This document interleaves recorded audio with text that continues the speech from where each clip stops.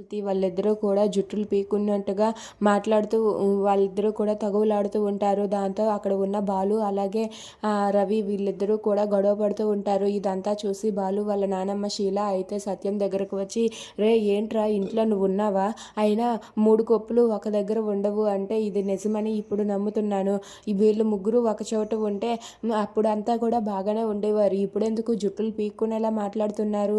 అసలు ఏం జరిగిందో నీకు తెలియదా? నువ్వు ఇంట్లో ఎందుకు ఉన్నావు అని చెప్పి శీల అడుగుతూ ఉంటుంది. ఆ మాట వినగానే అక్కడ ఉన్న సత్యం అయితే, అదేంటమ్మా అలా అంటావు? నేను ఇంట్లోనే ఉన్నాను.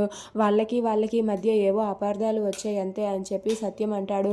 ఆ మాట వినగానే శీల అయితే, ఎందుకు వాళ్ళకి ఎన్నాళ్ళు లేనిది ఇప్పుడే అపార్థాలు ఎందుకు వస్తాయి అని చెప్పి అంటుంది. దాంతో బాలు అయితే, అదంతా ఒక పెద్ద కథలే బామ్మ, నీకు తర్వాత చెబుతాను అని చెప్పి అంటాడు. ఆ మాట వినగానే అక్కడ ఉన్న ఆ శీల అయితే, లేదు ఈ ప్రభావతియే వాళ్ళ మధ్య ఏదో చిచ్చు పెట్టి ఉంటుంది అని చెప్పి అక్కడ ఉన్న శీల అంటుంది. ఆ మాట వినగానే ఆ సత్యం అయితే, అందులో డౌటే లేదు, ఈ ప్రభావతియే చిచ్చు పెట్టింది, నీకు ఇప్పటికీ అర్థమవలేదా అమ్మా అని చెప్పి అంటాడు. ఆ మాట వినగానే అక్కడ ఉన్న ఆ ప్రభావతి అయితే, అయినా మధ్యలో నన్నెందుకు లాగుతున్నారు?